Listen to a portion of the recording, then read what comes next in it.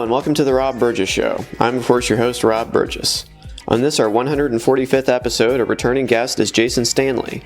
You first heard Jason Stanley on episode 122 of the podcast.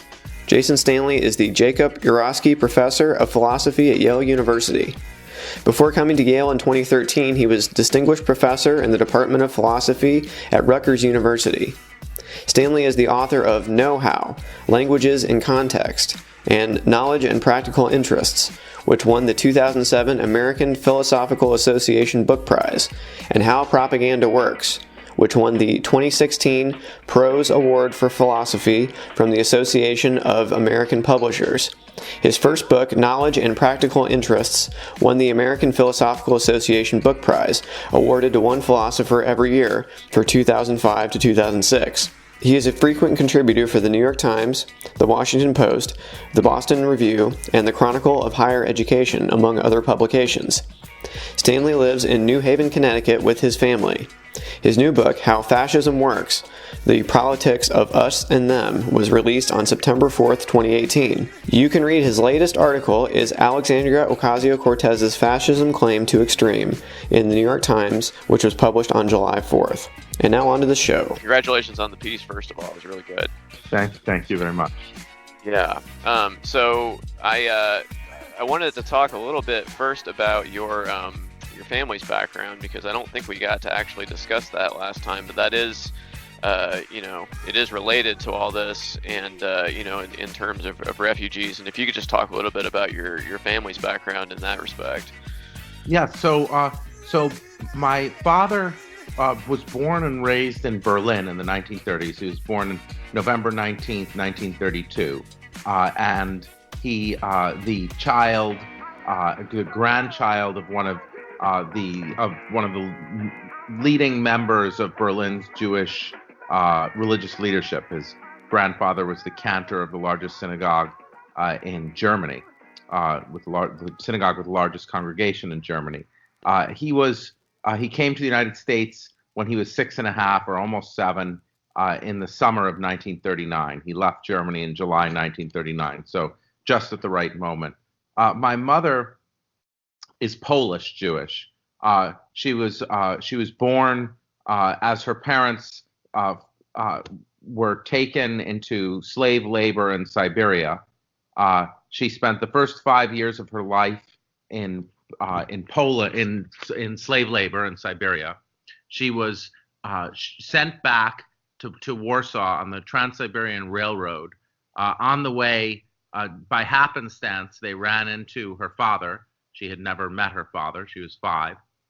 When they returned to Warsaw, there were no family members remaining. My great-grandmother had 8 children, 7 of whom were murdered by the Germans. One of them was killed in front of her, and she herself was gassed at Sobibor. So I come from a family of refugees and a family of survivors. Yeah, I'll say. And, that's got to color, how you perceive what's going on now. We talk about, I guess we just get to it. I was struck when AOC talked about these camps at the border as concentration camps. And I said that a long time ago, and I actually lost some friends over it. They were offended that I would use such loaded terminology.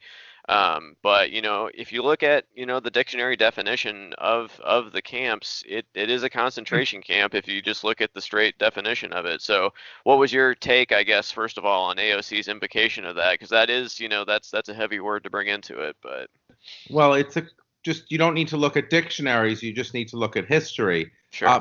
My grandmother was a hero of the Holocaust. She went into Sachsenhausen, the German concentration camp, dozens and dozens of times. She ended up rescuing hundreds of people from Sachsenhausen over 2 years. And Sachsenhausen from 1936 to 1938 was not a death camp. It was a place where communists, socialists, trade unionists, Jewish citizens, anyone who is regarded as an enemy of the state was brought to be tortured and sometimes killed. But it was not a death camp. It was a labor camp. It was a camp of forced brutality. and my grandmother dressed as a Nazi social worker and with forged free passes took people out of these camps and wrote a memoir about it. And that memoir is very revealing. It talks about how Sachsenhausen was completely sealed from public view. No one had any sense of what was happening in Sachsenhausen other than the reports that they would get from the few who returned. But in Kristallnacht, November 9th, 1938, after Kristallnacht, the Nazis arrested 30,000 Jewish men and sent them to concentration camps where they were tortured. And then they were soon released because the idea was to urge German Jews to self-deport. And that's how we're using the camps right now in the United States. We're using the camps as a mechanism of brutality. We're using the criminal justice system as a mechanism of brutality and fear to force undocumented residents to self-deport by exposing them to this misery. You don't have death camps until 1941 and after. So people think of Auschwitz as a paradigmatic concentration camp, but that's actually not true. Auschwitz was a death camp, or had a death camp attached to it. And death camps are additions to concentration camps. So these are concentration camps. They're being used in the exact same way, or in very similar ways, maybe not exact same way, but very similar ways to the ways the Germans used concentration camps in the 1930s as a way, as places hidden from view, that are ways to get people, a certain group, to self-deport, namely enemies of the state, communists, socialists in the case of Germany, and ethnic minorities, or religious minorities in the case of Germany, Jews. Mm-hmm. Yeah, I thought Adam Sroor in I think the Atlantic had a really good article that I always go back to. That was the cruelty is the point. That's people are like, oh, why is this so mean? It's like, yeah, it's supposed to be mean. That's the point. That's why they're doing this. and it's twofold. The point of the cruelty is twofold. It's to make the overarching point is to make cruelty a feature of America, to make people identify America with cruelty.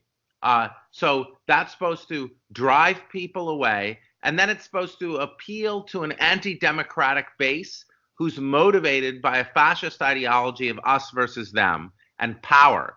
In fascist ideology, you draw the difference between us versus them by representing us as encroached on from all sides, under threat, and in need of a cruel, powerful leader who will protect us at all costs from the foreigners. Mm-hmm. Definitely. And one line in your piece that I did really appreciate was liberal democracy organizes society around respect for dignity, equality, and freedom of all human beings. Fascism, by contrast, organizes society around the vilification of outsiders. And that's really key to me to understanding Trumpism as a whole. And I've heard that described elsewhere as negative partisanship. It's not even about what you organize around, it's like who you organize against, and that's what brings you together. It's really dark. Yeah, negative partisanship is a sort of that's right, but it's an overly sort of political science-y way to describe Carl Schmitt's political philosophy, political existentialism. This goes to the very heart of the nature of fascism. Fascism defines itself. The political community is defined negatively in terms of its enemies, and that's what Carl Schmitt, the Nazi political theorist, held. He said, you don't have a political community unless you choose foreigners, enemies, to define yourself against. They help define you, and that's what we're seeing now. We're seeing Americans defined as against Islam. We're seeing Americans defined as against non-white immigration. And this is very classic, it's classic fascist ideology. Mm-hmm. And I know you talked about this in your book, but this kind of stuff it's extreme. It's in our faces a lot more now, but there has been elements of this, fascist ideology, and even concentration camps in America. We had during World War II. You look at the Japanese camps, internment camps, and there weren't German camps. But that's Right. another issue. But and Native Americans and Black people, and you just go down the line, and this has been a feature of American. But I mean, this is something new. Is that the way you see it too? Well, I see it as I argue in my book, How Fascism Works. We've always struggled, and I repeat again in this piece, we've always struggled in the United States against our dueling liberal democratic and fascist natures. I mean, as I also cite in the piece and discuss extensively in my book, How Fascism Works, Hitler is deeply affected by the history of the United States. In Hitler's second book, he talks about how the U.S. genocide of its indigenous people influences him. He says, "Who anymore speaks of the Red Indian?" That influences his policy in Ukraine, where he seeks to massacre everyone, keeping only some for enslavement on large German plantations. Our history, I mean, we are the country that incarcerates, has the largest prison population. I mean, at this point, the Uyghur Muslim population in China that is in prison camps probably makes China the leader. But 25% of the world, until recently at least, 25% of the world's prisoners were in U.S. prisons. So we have a recent racially based ideology of imprisonment and incarceration. We have a lengthy history with racial segregation, with racial hierarchy. Obviously, the United States, explicitly before the Civil War, but also afterwards, is based on racial ideology to a large extent. Of course, we fought against that. We have a long history of fighting against that as well. So yes, this is clearly in our history. If you read a book like Bradley Hart's Hitler's American Friends, you see a very familiar group of characters. You see the religious right. You see the business people. Because fascist ideology, like if you look at these camps, like the way they're benefiting our economy, they're benefiting their help. Wall Street is making large investments in these camps. County jails are profiting from imprisoning ICE detainees. So when it starts getting mixed into your economy, which the prison industrial system has been for many decades, you really have to be worried about moving backwards into some of the darker periods of U.S. history. Mm-hmm. Yeah, I was definitely gonna talk about that for sure, and I've actually had Bradley Hart on the show, and yeah, I did discuss that with him as well. But yeah, there is a lot of similarities. One thing though and the U.S. If you look at the history of fascism, if you look at Germany, it's the religious right, the business people getting together and saying, hey, we can appeal to ethnic nationalism and fear of outsiders to gain support.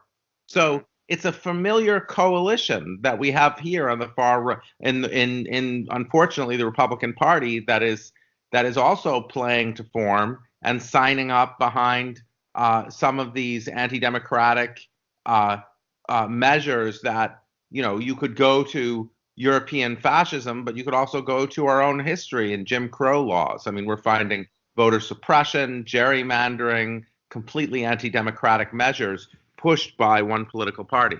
Mm-hmm. I guess one way that the other side of this issue could inoculate themselves from some of these charges is it's not a carbon copy, obviously, and the Republican Party does seem to have a pretty strong feeling about Israel, while at the same time courting anti-Semitism. What do you make of that? Right. So that is very confusing to Americans and needs unpacking. So Hitler's anti-Semitism was not hatred of Israel. Israel didn't exist. So Nazi anti-Semitism is not hatred of Israel. Nazi anti-Semitism is as follows, and tell me if this sounds familiar. The idea is there's a cabal of leftists, of communists and socialists who control the media, the universities, the banks, the press, and they're using these institutions to push a socialist, anti-nationalist, globalist agenda. And who are those people? They're the Jews. That's not, and the trade unions. They're behind the labor unions. They're behind the press, the mainstream media. They're behind the theater, the media, the intellectual outlets, the art world. These are and they're doing it all to push a socialist, communist agenda. And they're behind bringing in immigrants to destroy the native society. That's why the Pittsburgh killer massacred the people in Squirrel Hill, because of the Hebrew Immigrant Aid Society, because he thought Jews are behind lax immigration laws. So what you have here is you have every bit of that Nazi anti-Semitic ideology, except identifying the people behind it as the Jews. So now Israel plays in a very complex way into this. Herzl, the founder of Zionism, one of his goals was to have a nation for Jewish people, so Jewish people would no longer be identified as globalists with no nation who go around everywhere trying to destroy national character. His idea was to create a nation for Jews so Jewish people could be nationalists too. That was one of his ideas, although he had a much more democratic vision of Israel than we see now with Netanyahu. So Israel is controlled by ethno-nationalists who share the ideology that every group should. They want America to be a Christian nation. If America is a Christian nation, Israel can be a Jewish nation. And those of us who are Jews in the diaspora, who count ourselves as patriotic Americans, we feel we are just as much American as we are Jewish. And so we're Jewish Americans. And we're not, when the president of the United States addresses Jewish American audiences and talks about your prime minister, Netanyahu, he's being anti-Semitic.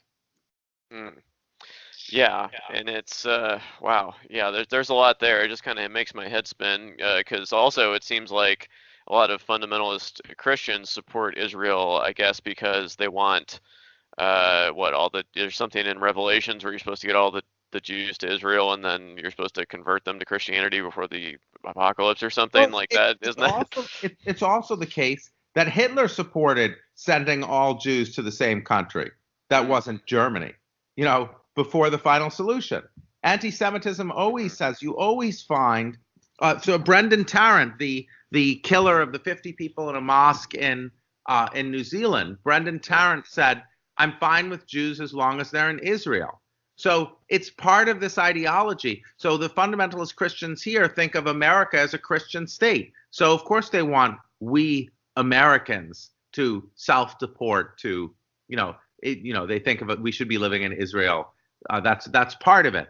Part of it is the idea that countries should have religious identities, and so the idea that Jews should live in Israel, that is an anti-Semitic idea. It's an anti-liberal idea. Whereas those of us in the Protocols of the Elders of Zion, Jews are supposed to be behind the idea of liberalism because they're spreading the idea that one society can have a diversity of ethnicities and religions. So what you find in the fundamentalist Christian community here is familiar anti-Semitic tropes. Jews should go elsewhere. Right. Yeah, exactly. Now, going back to your piece, and you mentioned ICE a little bit. It's interesting that when this is discussed now, and we're talking about abolish ICE, and people say that, and people take such offense to that, like it's this long-held tradition. But ICE, it was only formed after 9/11, right? It's not that old. So it was formed in 2003. Before that, we had the Immigration Naturalization Service. But what we had with ICE, it was the Department of Homeland Security Act that reorganized the government to create. I mean, I do not believe a liberal democracy should have a bureau called Homeland Security. Homeland is some word out of ultra nationalist tradition. Mm-hmm. America, country of immigrants, right?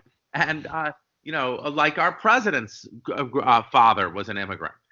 So the United States Homeland Security, you have the Customs and Border Patrol and ICE, who are created in 2003, and they're related to organizations that came before them, but they have a new mandate and a new mission.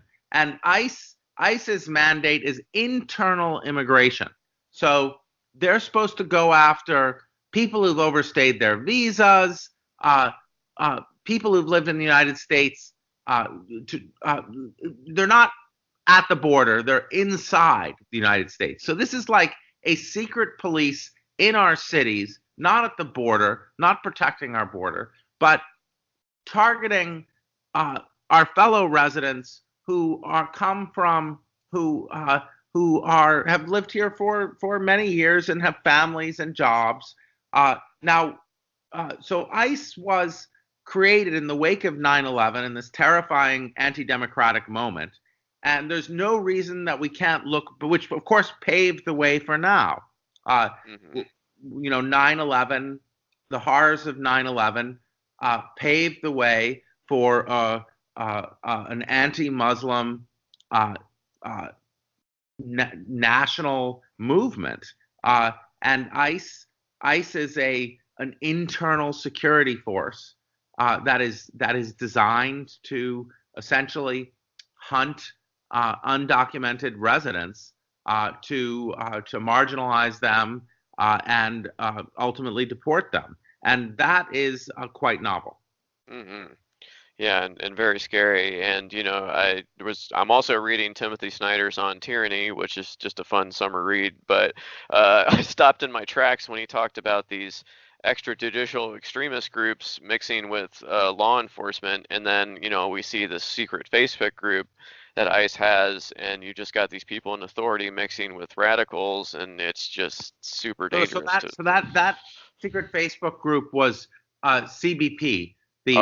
Sorry. Okay. Two different things. Right. Well, but highly related. CBP right. and ICE are two sides of the same coin. CBP is the border version of ICE, which is the internal security version.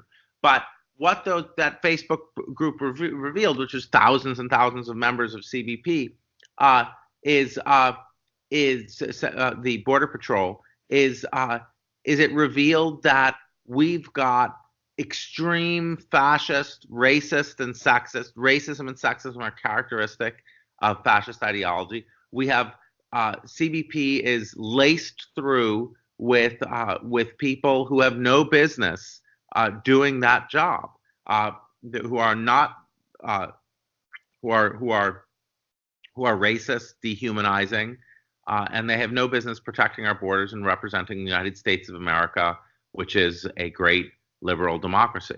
Mm-hmm.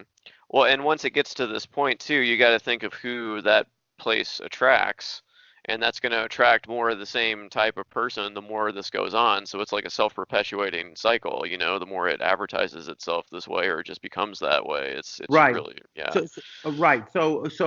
that's the problem with institutions like CBP and ICE, is that the way they are represented, we go after family members and babies and children, and we arrest their parents in front of them, and we engage in naked cruelty, and that's macho and cool, and that's us. Who's that going to attract? It's going to change the culture. And as in the case of Nazi Germany, who is standing up to ICE? It's the police. Many police, what you have in these transitions from democratic moments to fascist moments, is you have institutions, democratic institutions, like say the police. The police are supposed to keep communities safe, but ICE's tactics run contrary to that. Kamala Harris talked about this in the first debate. What ICE does is its raids send immigrants into hiding. And since they go into hiding, they're afraid to report crimes. And of course, once they are in hiding, they're in desperation. So they have to resort to crime in order to feed themselves and clothe themselves. They're often not paid by their employers. That's becoming increasingly a problem. Employers, because they have no recourse, they have no place to go because they're in fear. And the police, the job of the police is to keep communities safe. And when you have large portions of the community in hiding, well, that's not good for your economy because those members of the community are not buying things out in shops. It's not good for the streets because many streets are more deserted. And it's not good for safety because people are afraid to report crimes. So you have the culture of the police being changed. And this happened, my grandmother in her memoir of Nazi Germany talks about Kristallnacht, when she goes up to a police officer during the burning of the synagogue at which her father worked. And they were forcing an employee to run over broken glass barefoot. And she got the police officer to arrest the employee to make him safe from the SA and the Gestapo. So what we have now, what's concerning is when those institutions like the police start themselves changing, working with non-democratic institutions like ICE and changing their mission. And that's what we really need to pay attention to now. Mm-hmm.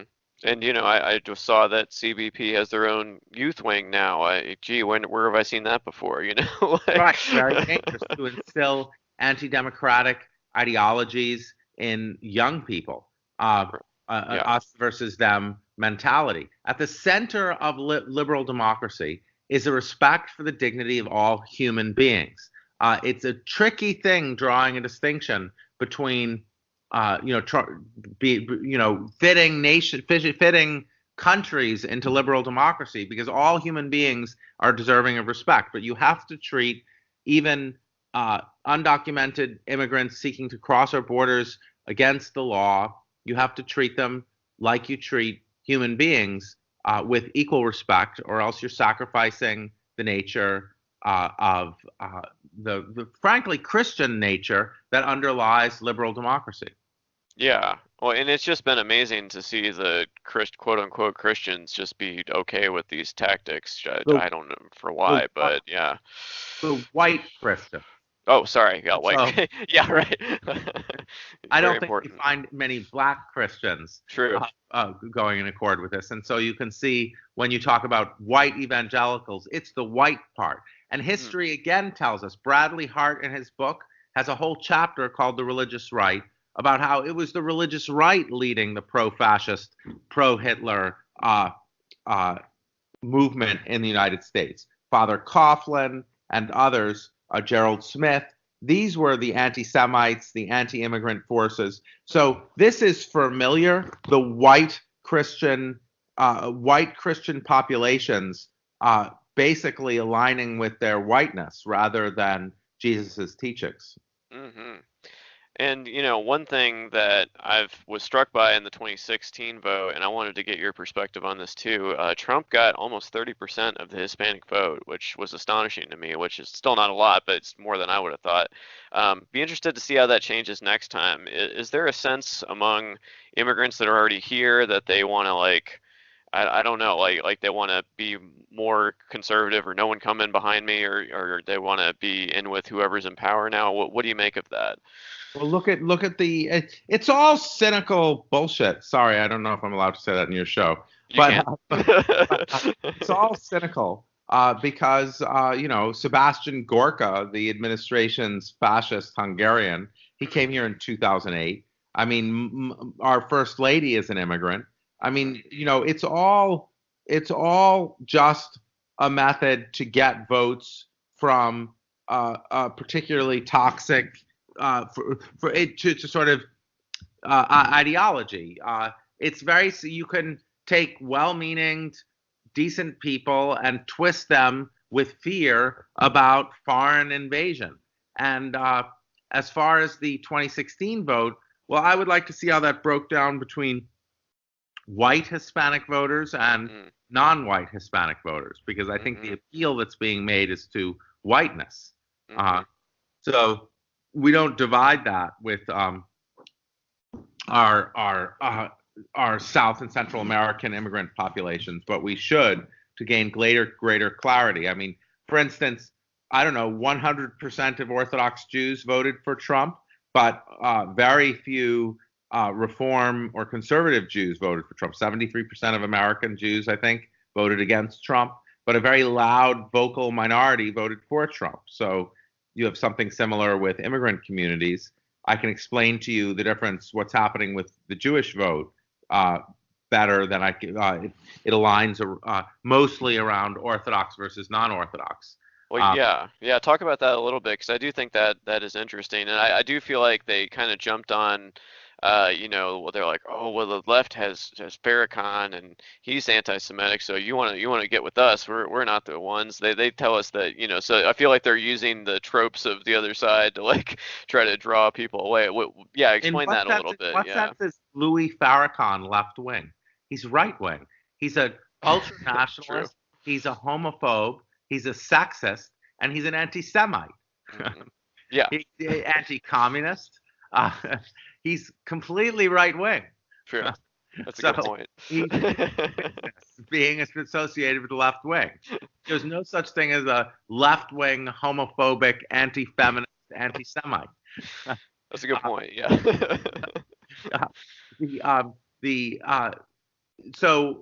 Farrakhan is a right wing. He's a far right wing figure. I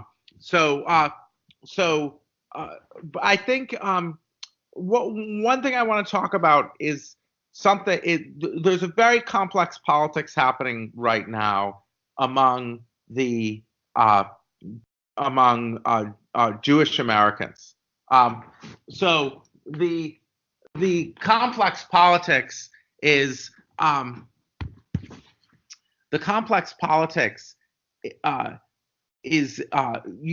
vast majority of Jewish Americans are against this, because we were raised in households that warned us about the initial stages of fascism. We know, many of us know what it's like, certainly I do, to come from a community that is gradually isolated from the rest of the community via this toxic, poisonous rhetoric of being a fifth column, being not really American, having really divided loyalties. And you see those tropes being directed at Muslims today, destroying the dominant culture. Tucker Carlson's rant against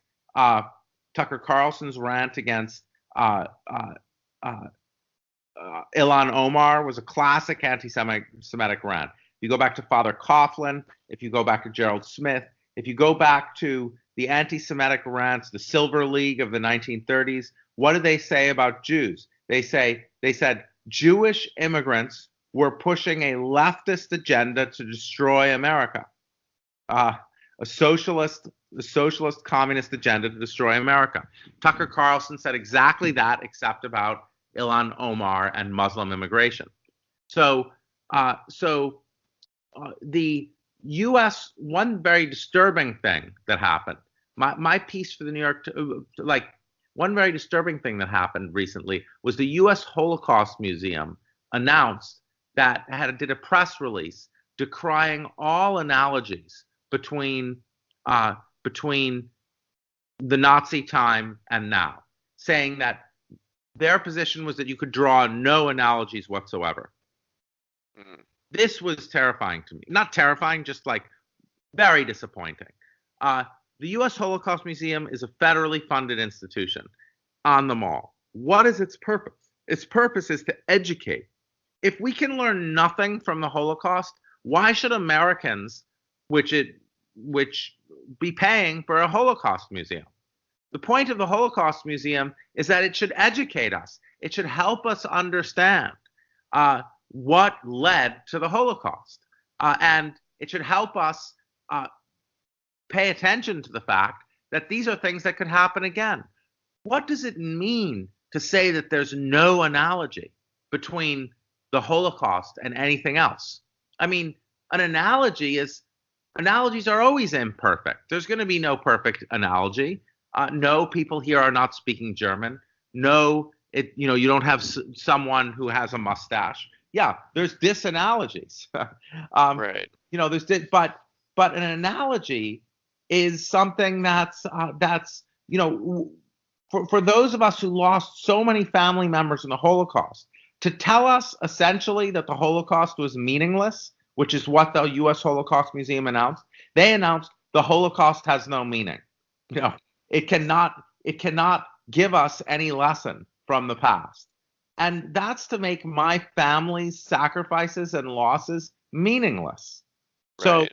it was very deeply disturbing for me, and for many of us who lost family members.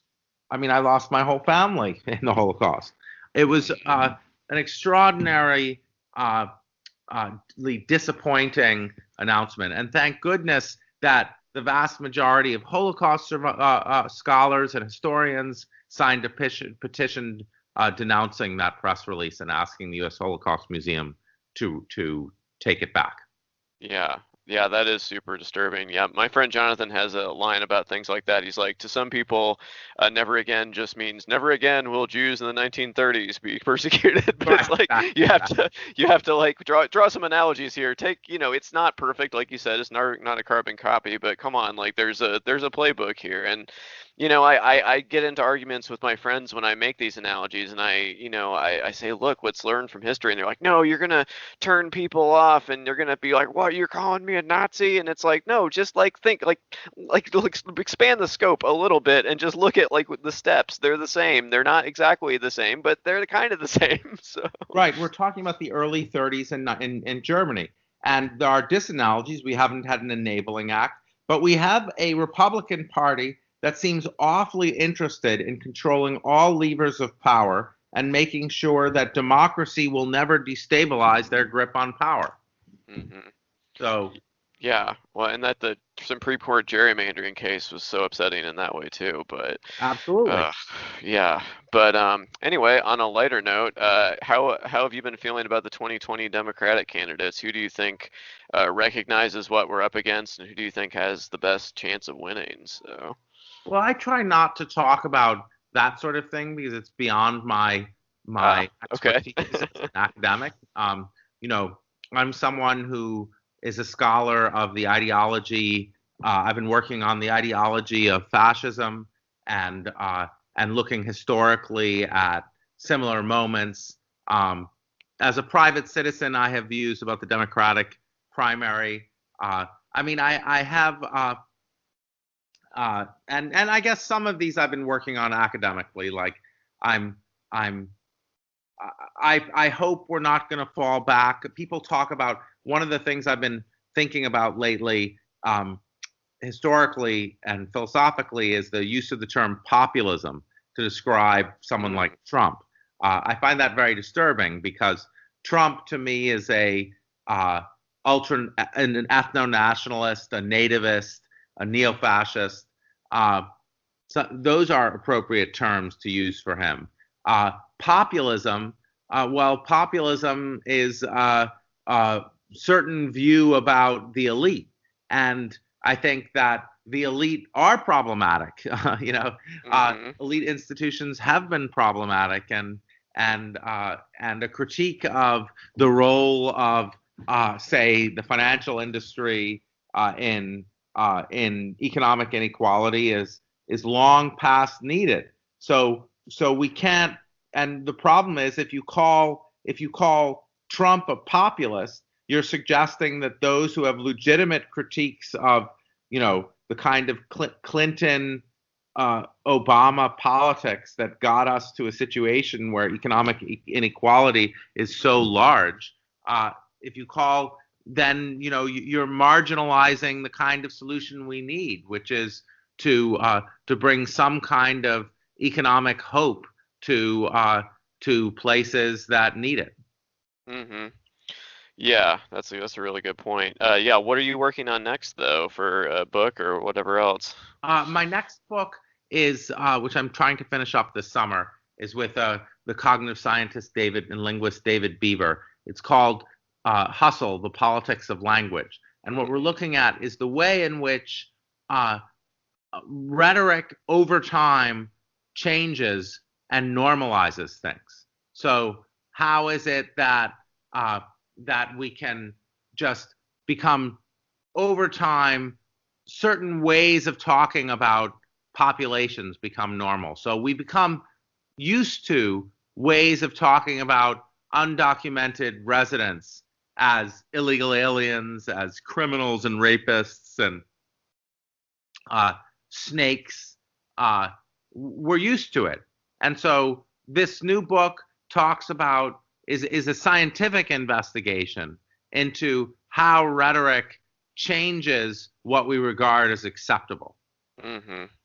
Yeah, that's a great point. It's very subtle with that kind of thing too. People don't even realize it's happening, and then these words and phrases just get injected into our speech, and then we don't even think about how we're perpetuating that kind of stuff. That's right. So under National Socialism, anyone who wrote about National Socialism focused on the language. What we have now, and post 1945, denazification took the form of changing the language. Any German, anyone who grew up in Germany, and I spent years in Germany in the 1980s in school, can recognize what Nazi's language sounds like. We have to have a kind of sensitivity to the kind of language that leaves us susceptible to the anti-democratic demagogues that we're now seeing. Mm-hmm. And we have a lot of ordinary ways of talking. American exceptionalism, talking about as America is this, the language of American exceptionalism is very dangerous. I think it's anti-democratic. The language of leadership, of power and strength. These are words that any German learns to be suspicious of. But it's baked into our national vocabulary. Mm-hmm. Yeah, definitely. I know I asked you this last time for the kind of final question, but what music are you listening to lately? Music. I always just listen to early '90s rap. Nice, me too. Yeah, seems like Ice Cube. And, sure. It's never not relevant. Exactly. Well, hey, thank you so much for coming back. I appreciate it, and I'll be looking forward to whatever you do next for sure. So. Thank you so much. Great to be on the show. Cool. Thanks. Have a good day. You too. Okay. Bye-bye.